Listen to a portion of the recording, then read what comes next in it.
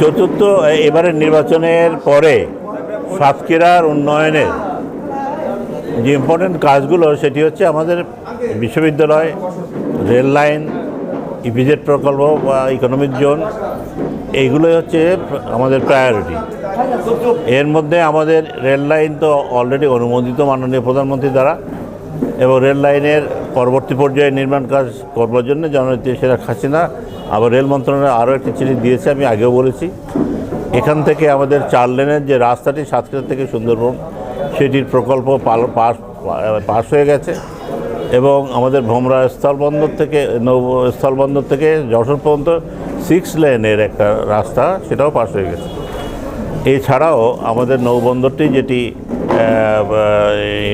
আমাদের এখানে কি ভুলে যাই এই জায়গাটা, বসন্তপুর যে ভোমরা নৌবন্দরটি যে অনুমোদন মাননীয় প্রধানমন্ত্রী দিয়েছেন, সেটিও অতি শীঘ্রই চালু হবে। সুতরাং এই ছাড়াও যে আমাদের সুন্দরবন পর্যটন কেন্দ্র অনুমোদিত এবং এটাকে পূর্ণাঙ্গ প্রাপ্ততা, এটাকে চালু করতে চাইলে আমাদের রেল লাইন এবং রাস্তাটি হয়ে গেলে আমি মনে করি সুন্দরবন পর্যটন কেন্দ্রটি অত্যন্ত সুন্দরভাবে চালু হবে।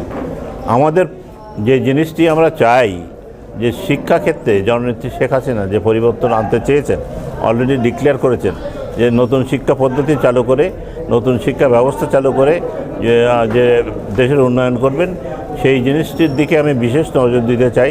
বিশেষ করে আমাদের বিজ্ঞান প্রযুক্তি বিশ্ববিদ্যালয় যেটি সাতক্ষীরা অনুমোদিত হয়েছে, আমার আশা এই বিশ্ববিদ্যালয়টি একটি ভিন্নধর্মী এবং ব্যতিক্রমধর্মী বিশ্ববিদ্যালয়, রিসার্চ বিশ্ববিদ্যালয় এবং পরিণত করতে চাই, যেখানে উন্নত প্রযুক্তির শিক্ষা ব্যবস্থা, নর্মাল যে বিএ বিএসসি বিএ নর্মাল যে ব্যবস্থাপনার চাইতে বাইরে যে রিসার্চ ইউনিভার্সিটিতে পরিণত করতে চাই, এটি আমার আশা।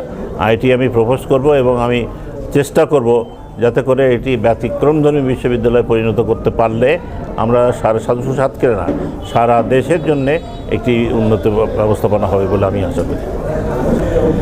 প্রথমত চতুর্থবার যে আমি নৌকার প্রতীক নিয়ে পঞ্চমবার অ্যাকচুয়ালি, আর চতুর্থবার নির্বাচিত হয়েছি, এটিও খুব কম মানুষের ভাগ্যে জোটে। আমার ভাগ্যে মাননীয় প্রধানমন্ত্রী এটি দিয়েছেন, সেজন্য প্রথম ধন্যবাদ মাননীয় প্রধানমন্ত্রী জননেত্রী শেখ হাসিনাকে, যে তার আস্থাভাজন হয়ে থাকতে পেরেছি। সেজন্যে তার আস্থায় থেকে তার দিক নির্দেশনা পথকে এগিয়ে নিয়ে যাওয়া, উন্নয়নের দিককে এগিয়ে নিয়ে যাওয়া, প্রত্যেকটি দিক সেটিই হবে আমার ব্যবস্থাপনা।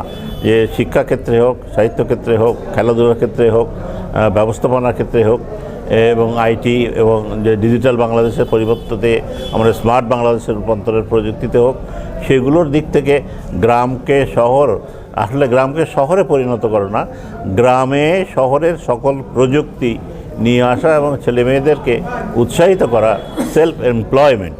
কারণ সবাই যে চাকরি পাবে তা নয়, চাকরিটা করতে হবে নিজ নিজ প্রযুক্তিকে শিখে। আজকে গ্রামে থেকে ইন্টারনেটের মাধ্যমে বাড়িতে বসে ডলার আয় করছে, that is called self employment. এখানে কিন্তু লক্ষ লক্ষ টাকা আয় করছে, এটি হচ্ছে দিস ইজ দি রিয়ালিটি।